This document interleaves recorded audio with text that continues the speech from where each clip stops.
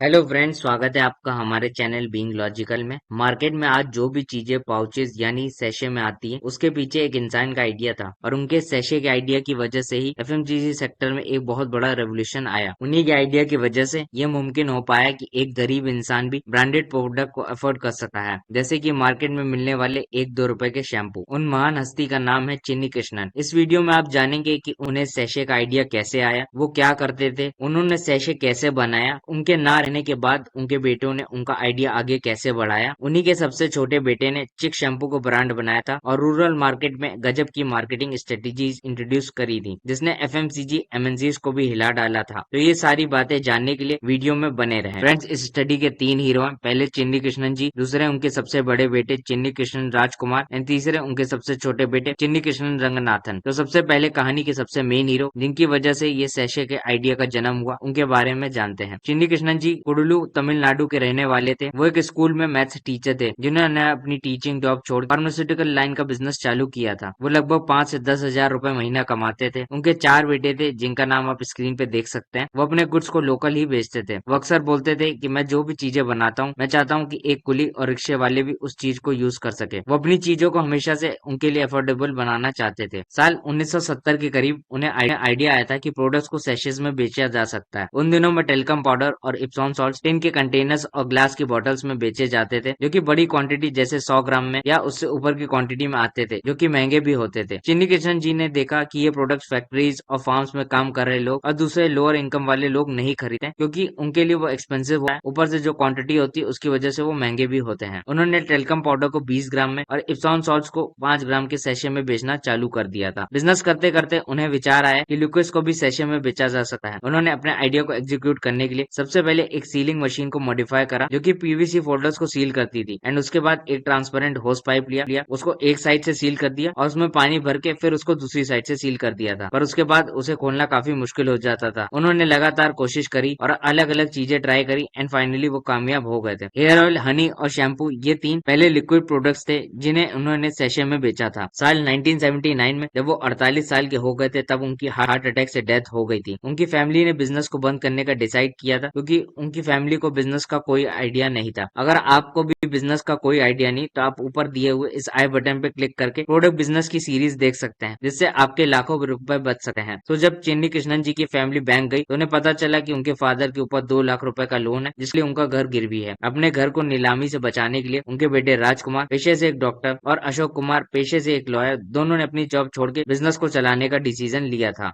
तो यहीं से हमारी कहानी के दूसरे हीरो डॉक्टर राजकुमार की एंट्री होती है। चिन्नी कृष्णन जी ने एक शैम्पू को लॉन्च करा था, जिसका नाम था वेलवेट शैम्पू। उनके ना रहने के बाद उनके बेटों ने स्पेशली डॉक्टर राजकुमार का सैशे रेवोल्यूशन में एंड वेलवेट शैम्पू को ब्रांड बनाने का सबसे बड़ा हाथ था। उन्होंने मार्केट में 2 रुपए का वेलवेट शैम्पू का सैशे इंट्रोड्यूस करा था। लिंक्डइन पे चिन्नी कृष्णन जी के बेटे के पोस्ट के मुताबिक उनके दोनों भाइयों यानी डॉक्टर राजकुमार और अशोक, दोनों ने वेलवेट शैम्पू को बिजनेस को बढ़ाने का काम किया, पर कुछ सालों तक कोई ग्रोथ नहीं हुई थी। असली चीजें तब बदली थी जब उनके भाई डॉक्टर राजकुमार ने गोदरेज सोप्स के साथ टाई अप किया था। उनका पहला कंसाइनमेंट गोदरेज को लगभग 4.5 लाख रुपए की वैल्यू का था, जिसमें सैशेज लीक कर रहे थे। डॉक्टर राजकुमार ने 2 महीने दिन रात मेहनत करके इस प्रॉब्लम को सॉल्व करा था। फेवरेट शैम्पू के पॉपुलर होने के बाद डॉक्टर राजकुमार और उनके कुछ फ्रेंड्स ने मिलकर एक हर्बल कफ सिरप बनाया था, जिसका नाम निवरन 90 रखा था। ऐसा पहली बार हुआ था कि कोई सिरप सैशे में आया था। उसके बाद उनकी कंपनी ने काफी ग्रोथ करी और भी ब्रांड्स लॉन्च किए थे, जैसे कि मेमोरी प्लस एक्सेट्रा। साल 2020 में जब वो 68 साल की उम्र में थे, तो उनकी डेथ हो गई थी। तो अब इस केस स्टडी के तीसरे हीरो के बारे में जानते हैं, जिन्होंने चिक शैम्पू को ब्रांड बनाया और बहुत ही बढ़िया मार्केटिंग स्ट्रेटेजीज अप्लाई करी थी मार्केट में। बिजनेस के शुरुआत में उन्हें भी काफी चैलेंजेस फेस करने को मिले थे। साल 1982 में चिन्नी कृष्णन जी के सबसे छोटे बेटे चिन्नी कृष्णन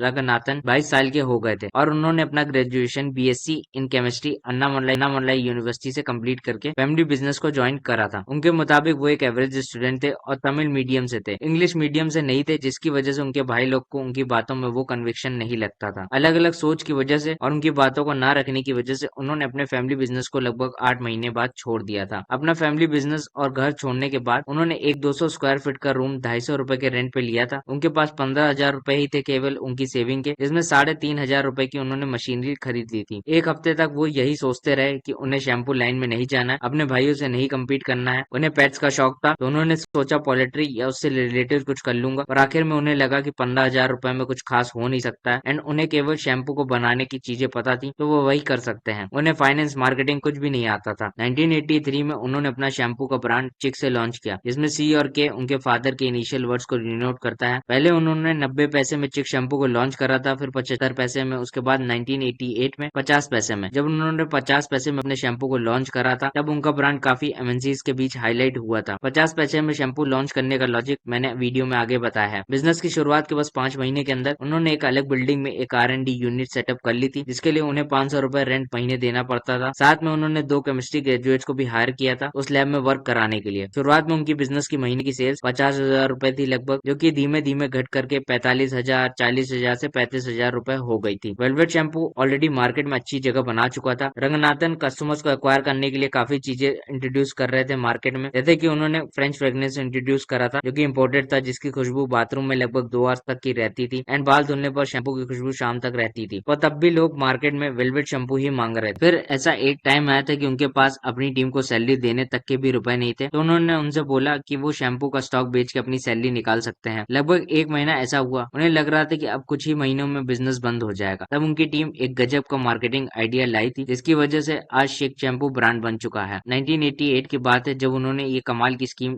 इंट्रोड्यूस करी थी। वो स्कीम ये थी कि कस्टमर्स द्वारा किसी भी कंपनी के 5 खाली शैम्पू के सैशे देने पर रिटेलर कस्टमर्स को एक फ्री में चिक शैम्पू का सैशे देगा, और रिटेलर्स को बोला कि उन्हें एक फ्री सैशे मिलेगा अगर वो 3 कस्टमर से एम्प्टी सैशे लेते हैं एंड 30 किए तो 10 सैशे चिक के फ्री में मिलेंगे। इस स्कीम की वजह से रिटेलर्स बच्चों से बोलते थे कि खाली पाउचेस इकट्ठा करें, लाइक 100 पाउचेस, तो रिटेलर उन्हें एक चॉकलेट देगा। शुरुआत में ये स्कीम काम नहीं कर रही थी। फिर एक बार रंगनाथन को कॉल आया कि एक रिटेलर है जिसको हम लोग माल भी नहीं देते हैं, पर ये हमें बहुत सारे एम्प्टी पाउचेस दे रहा है, तो हम क्या करें। रंगनाथन ने बोला कि हमने जो कमिट किया था स्कीम का, उसे उसके मुताबिक बेनिफिट दे दें। 2 घंटे बाद उन्हें फिर कॉल आया कि स्ट्रेटेजी बहुत अच्छी काम कर रही है। रिटेलर्स ने दर्जनों में चिक शैम्पू को ऑर्डर किया और उसका पेमेंट कैश में कर दिया। उन्होंने 3 महीने बाद किसी भी ब्रांड के एम्प्टी पाउचेस लेने की जगह केवल चिक के ही 5 एम्प्टी सैशे देने पर एक चिक का सैशे फ्री मिलेगा, ऐसा कर दिया था, जिससे चिक शैम्पू की डिमांड और भी बहुत ज्यादा बढ़ गई थी। ये स्कीम उन्होंने लगभग 10 महीने चलाई थी। इस स्कीम के लॉन्च से कंपनी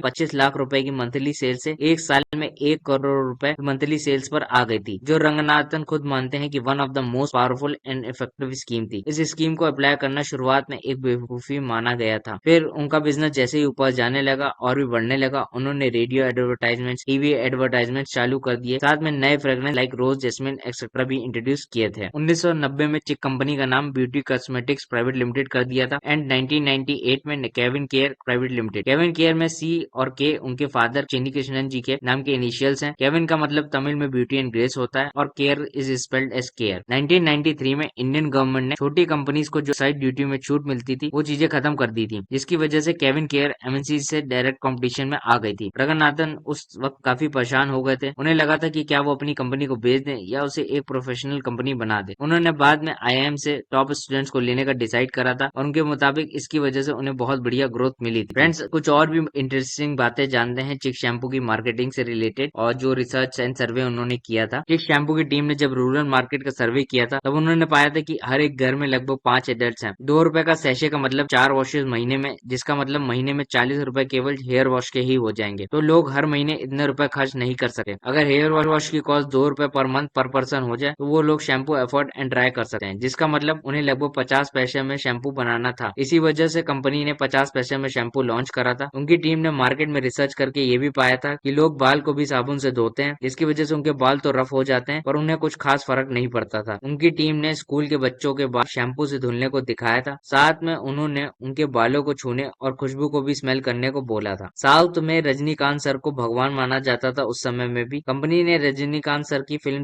स्पॉन्सर करी थी। उन्होंने अपने एड्स दिखाए, लाइव डेमोन्स्ट्रेशन दिखाया, साथ में फ्री सेशेस बांटे लोगों में हर शो के पास, जिससे बहुत अच्छा असर पड़ा तमिलनाडु एंड आंध्र प्रदेश मार्केट में। इससे शैम्पू की सेल्स 3 से 4 गुना बढ़ गई थी। उन्होंने और भी साउथ के सेलिब्रिटीज से ब्रांड प्रमोट करवाया था। दोस्तों, एमएनसीज बड़ी बॉटल्स एंड बड़ी क्वांटिटीज में डील करती थी और छोटी मोटी दुकानों में सप्लाई भी नहीं करती थी। साथ में रूरल मार्केट में रहने वाले लोगों की परचेजिंग पावर लो थी, जिसकी वजह से एमएनसीज वहां एंटर नहीं करती थी। एक शैम्पू रूरल एरियाज में लॉन्च हुआ, जहां लोग शैम्पू रेयरली यूज करते थे और उनके बीच एक सक्सेसफुल ब्रांड बना। उम्मीद करता हूँ आपको ये वीडियो पसंद आया होगा। आपने एआई के बारे में बहुत कुछ सुना होगा, पर क्या आपको पता है एआई, मशीन लर्निंग, ये सब कैसे काम करता है एंड एआई मिठाई कितने टाइप्स के होते हैं। इन सारी बातों को जानने के लिए आप स्क्रीन पे दिए हुए इस वीडियो को देख सकते हैं। उम्मीद करता हूँ हम सभी लोग स्वस्थ रहें, खुश रहें। Thank you for watching.